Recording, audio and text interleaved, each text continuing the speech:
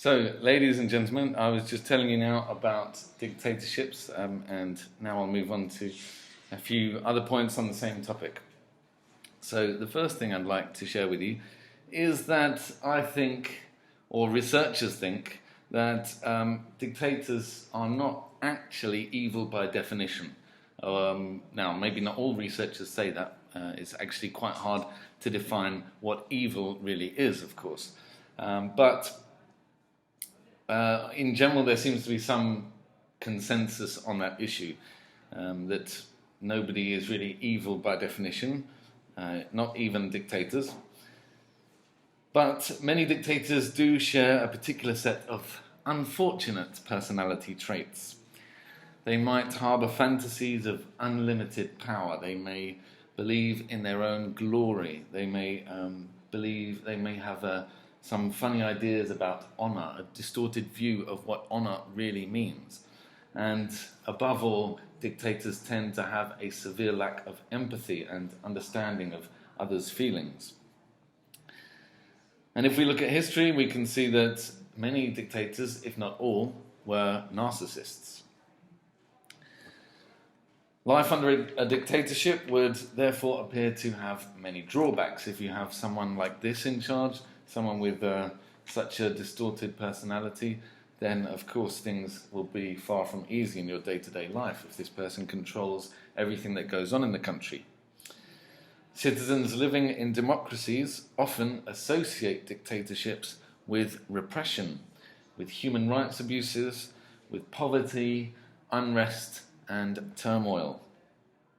Indeed, dictatorships have cost untold numbers of lives, including up to 49 million Russian deaths under Joseph Stalin, up to 3 million Cambodian deaths under Pol Pot, and I could name a whole list of other dictators and the number of deaths that they were guilty for. Now, given these statistics, ending dictatorships once and for all would seem a very worthwhile goal. But is that possible? Is it likely? And maybe that leads us on to the question of how many dictatorships actually exist in the world. Can we count up the number of dictatorships we have? Well, you might be surprised to find out that there are more countries than you might think that could be labelled as dictatorships. And here I'm using the academic definition of what a dictatorship is, as I mentioned at the beginning of the speech. And Freedom House, a non-governmental organisation which has its headquarters in Washington, D.C. in the United States, conducts research on this type of issue, and it also tries to put out a certain message when it comes to dictatorships. So Freedom House has tried to count up the number of dictatorships that exist in the world, and it estimates that about 2/3 of the world's citizens live under a dictatorship of one form or another. Freedom House also estimates that 2 billion people suffer from oppressive rule. And it says that 106 dictatorships persist today in the whole world. And this accounts for a total of 54% of the world's nations. So then, what are the actual reasons that give rise to dictatorships in the first place? These reasons have not actually changed much over the centuries. We could go way back in history and look at several different dictatorships and see that they have a great deal in common. We could go right back to the times of ancient Rome, for example. Some of the first dictatorships were established in classical Rome in times of emergencies. One single individual, one single ruler, such as Julius Caesar, was given extra powers in order to help society to overcome a period of crisis. After that period of crisis had passed, the idea was that power would then be handed back to the people, and that the original form of ruling, the original system, would once again be applied. But what happened more often than not, as you might expect, was that the leader in charge, the person who had been granted these extra powers, was unwilling to relinquish them, was not very keen on handing these powers back to where they came from. Many modern dictatorships and many recent dictatorships have followed this pattern. These are dictatorships such as that which was led by Adolf Hitler or Joseph Stalin, dictatorships which were set up in times of turmoil, times of difficulty for a country, and this is likely to be the case in the future. There will always be times of difficulty, times of recession, times of unrest around the world, and there will always be someone ready to take the reins of power and to dictate to the rest of the population the way that things should be run. But what we can see if we look over history is that over the years violence has reduced. If we make comparisons with several thousand years ago up until now, and we can see that there has been a similar decrease in the number of dictatorships or the number of examples of authoritarian rule. And this is especially the case in the last few years, as I was hinting at the beginning.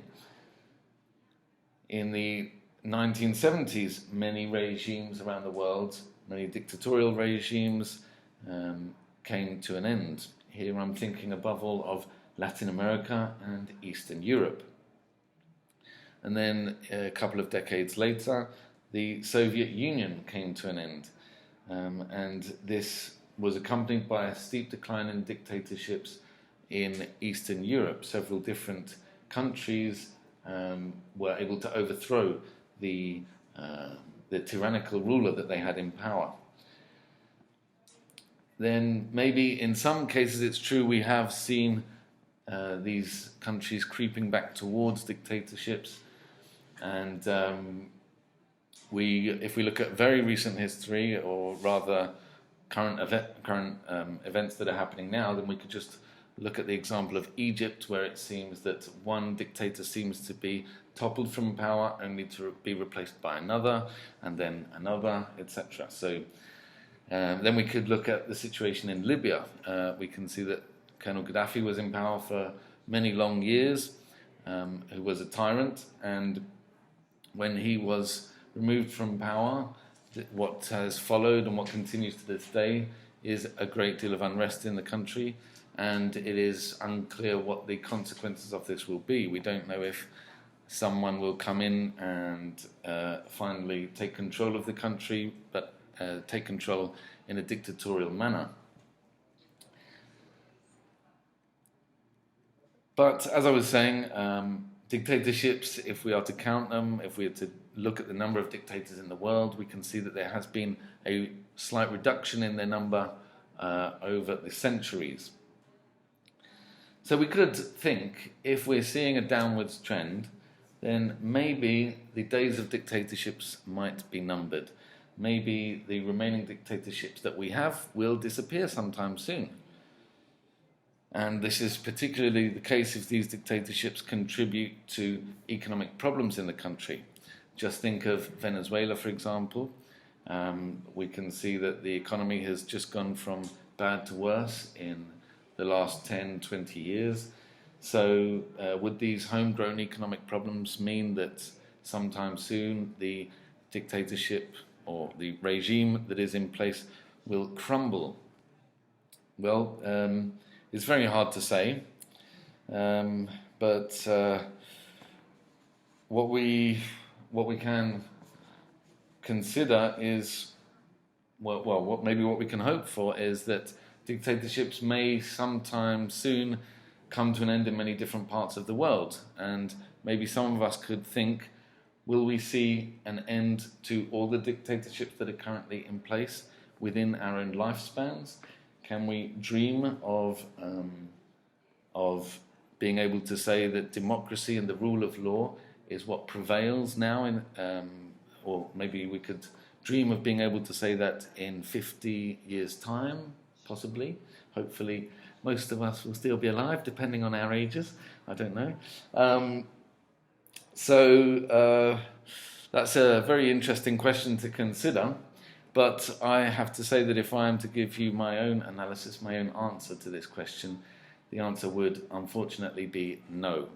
As I said before, there are always problems that arise, problems of different kinds that arise around the world. Society is never perfect. It's very hard to live in complete harmony. And given the problems that we see, the tensions that arise in our societies, we know that there will always be a strong man willing to step in and take control. But at least maybe we can hope that here in the European Union we will not see any fully fledged dictatorships in our own lifetimes. And hopefully this means that Jean-Claude Juncker will have no reason to greet any European Union leader with the word dictator in the near future. Thank you.